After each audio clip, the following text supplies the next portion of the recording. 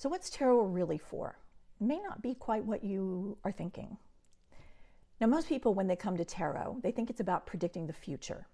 They think it's a kind of fortune-telling tool that tells you what's going to happen next. But what if tarot isn't really about the future at all? What if it's really best suited for understanding where you are right now? Now, that shift from prediction to awareness, it makes all the difference in the world. Hi, I'm Linda Burnett, and I'm an author and teacher of Jewish Kabbalistic Tarot, which is a spiritually grounded approach to tarot that integrates the tarot cards with the Tree of Life and the four worlds from Jewish Kabbalah, and it supports things like discernment and clarity and making aligned action, which is kind of cool.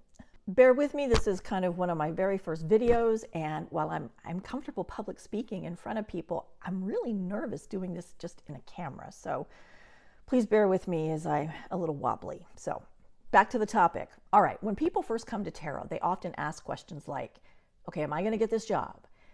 What's going on in my relationship? Am I going to find love? What's going to happen next month? And look, all of these are important questions. All of those are important, and they're very human questions. We all want certainty. We all want to know what's going to happen. We want reassurance.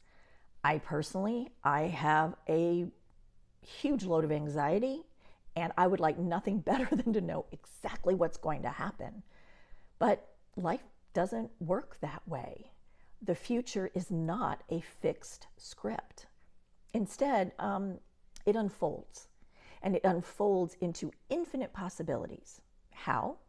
Well, through our choices, through our actions, and most importantly, to our responses to the situations that we find ourselves in. And that's where tarot becomes much more powerful than simply prediction.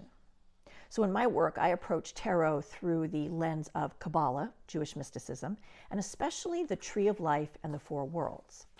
Now, Kabbalah teaches that reality has a structure. There's an architecture to reality and to how the universe unfolds. It's not random. There's an organization, even if it is organized chaos. And as it unfolds from divine inspiration to thought and emotions and physical action. And Kabbalah shows even more how we fit within that structure, right? Answering the questions, who am I? Why am I here? Well, we human beings are made, according to the tradition, in what's called B'Tselem Elohim, in the image of the divine, in the image of God. Now, please substitute whatever name or term you use for your higher power there, whether that's your higher power, higher self, God, Goddess, the divine spirit. Please make this your own.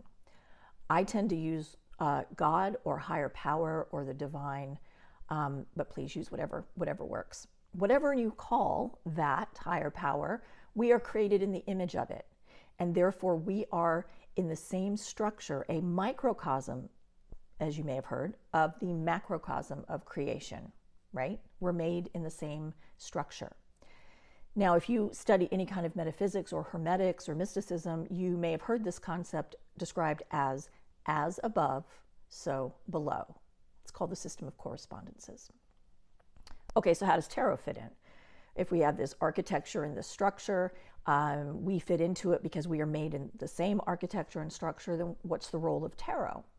Well, tarot becomes kind of a mirror. It helps us see where we are inside that structure. It really shines at, it helps us locate our experience inside the divine structure of reality. I know that's kind of a mouthful, but I can't think of a better way to say it, so let me say it again. Tarot is a wonderful spiritual tool that helps us locate ourselves and our experiences, because we're always having experiences, to locate those in the reality of the divine structure that we are created in, right? It's like a map.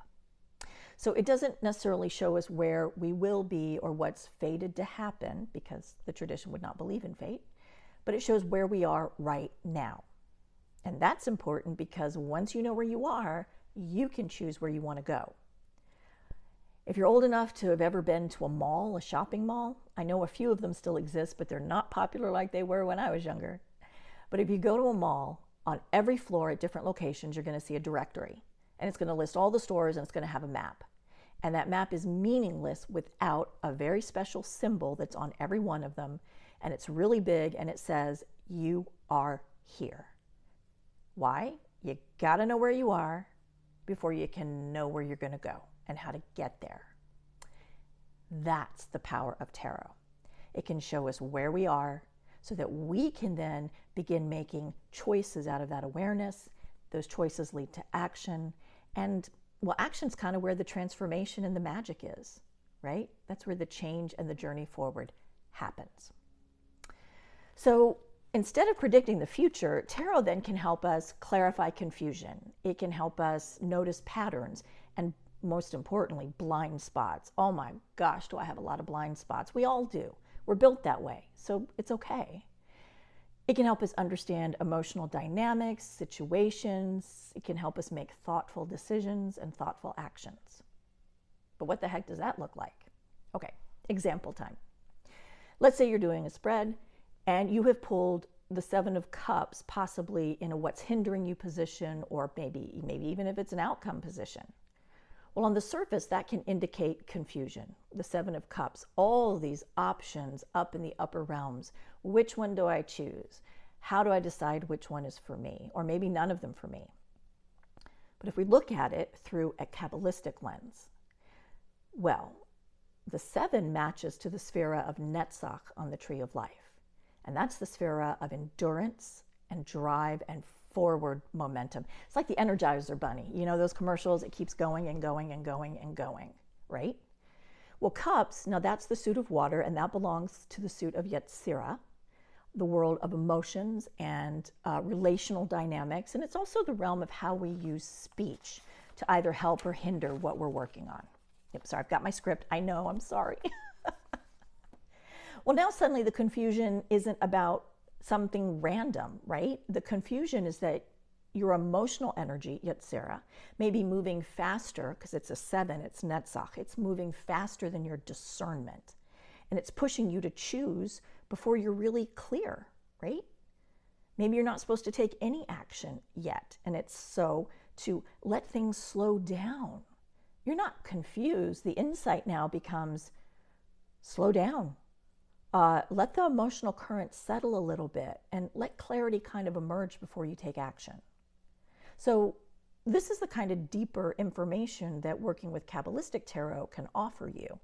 It can take the traditional meaning of the tarot card and just open it up into an infinite number of deeper meanings.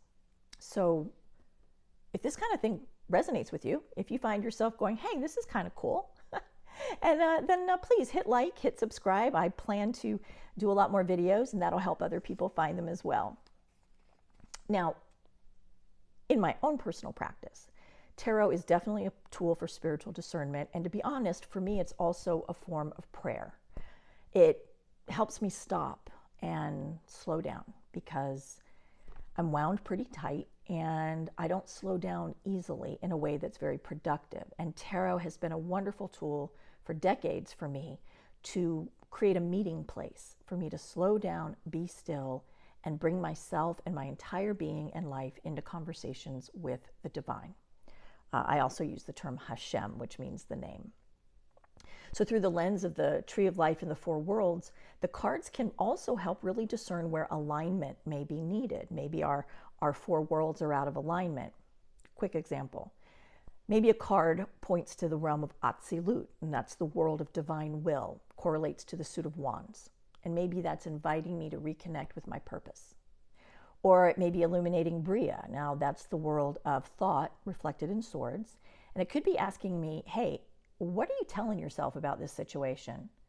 What story are you weaving? If you are part of the 12th step, which I am and have been for 20 years, in the 4th step, we're talking about what lies are you telling yourself? Well, that's swords. That's this realm of Bria. What narrative am I building that may or may not be true? Often it's not true. Or maybe it's the world of Yetzirah that we mentioned before, and this is the realm of emotions, also speech, reflected in cups. And it could be asking, okay, where are my feelings guiding me or overwhelming me, and how am I effectively using my words to match my thoughts and my intentions and my actions? Or how am I using my words constructively or destructively with myself and other people? Or maybe the invitation is found in Asiya, the world of action. Now, this is the suit of pentacles. And this is where grounded, practical steps are often being asked. So all of this truly is an incredibly long way of saying that sometimes the problem isn't out there. Sometimes it's within myself, and which of these worlds am I standing in an unbalanced way? So a tarot reading in this sense, it isn't about telling the future at all. It's about meeting the present with honesty. That's not always easy. Seeing the truth about ourselves, not always easy. Awareness and intention. Now that's naturally going to lead to conscious rather than reactive choices.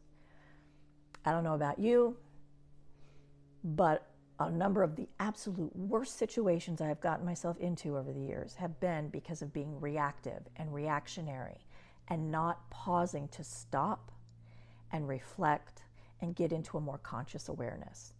I mean, I've done some really stupid things in my life. I don't want to do those things anymore.